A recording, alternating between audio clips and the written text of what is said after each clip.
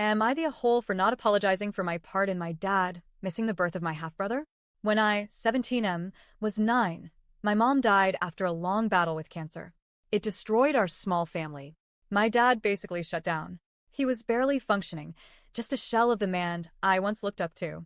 For months, he rarely left the couch, barely spoke, didn't go to work, and certainly didn't parent. I remember quietly making myself cereal for dinner some nights, pretending I wasn't scared that I had lost both parents. Then 6 months later, everything changed. Too fast, if you ask me. He met Laura.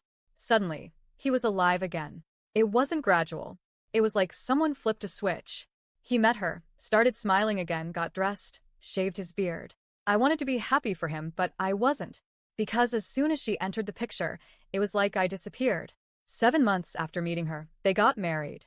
Not engaged, married. No one asked me if I was okay, if I needed help adjusting, or if I even liked her.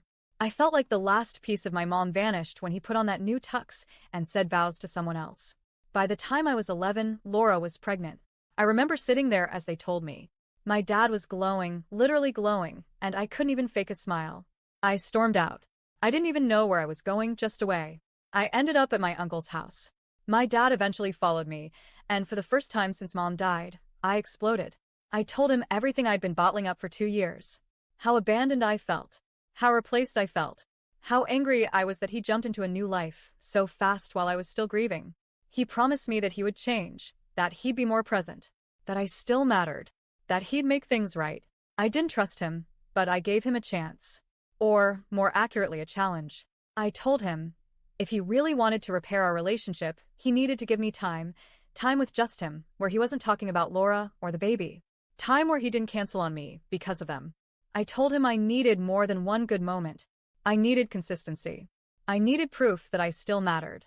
Our first 2 attempts were a joke. He took calls from Laura, checked his phone constantly. He barely looked at me. By the 3rd time, I warned him. This was his last shot. Either he showed me I was a priority or we were done. Halfway through that 3rd attempt, he ignored a few calls. I could see him struggling, trying to be present, but also itching to check his phone.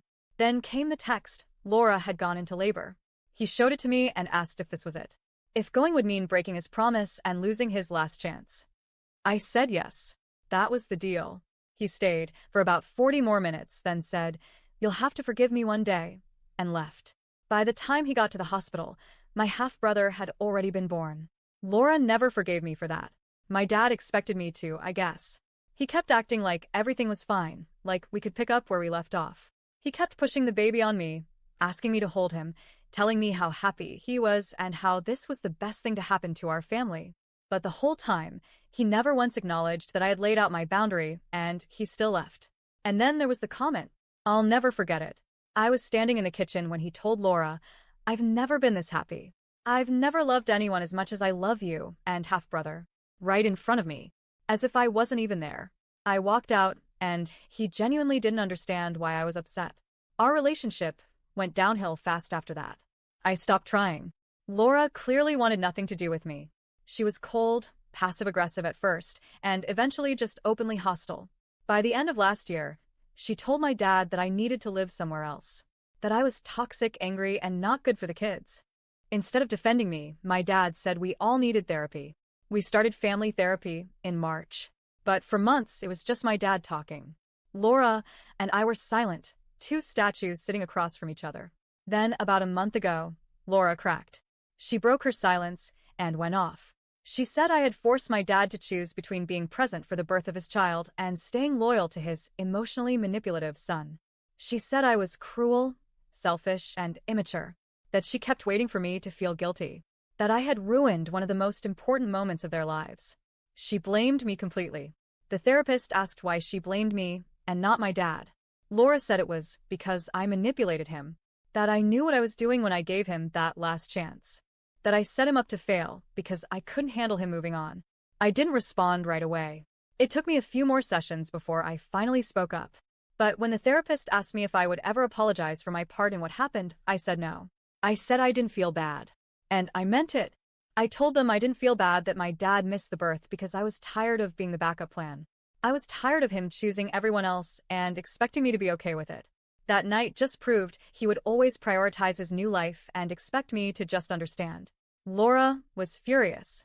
She said she didn't want me living in her house or near her children. She said I was emotionally stunted, bitter, and that she feared her kids would turn out like me if I stayed around. She called me cold, unfeeling, and accused me of having no conscience. My dad? He just sat there, nodded sometimes, stayed quiet most of the time, still acting like he didn't know how it got this bad. So, am I the a-hole for not apologizing?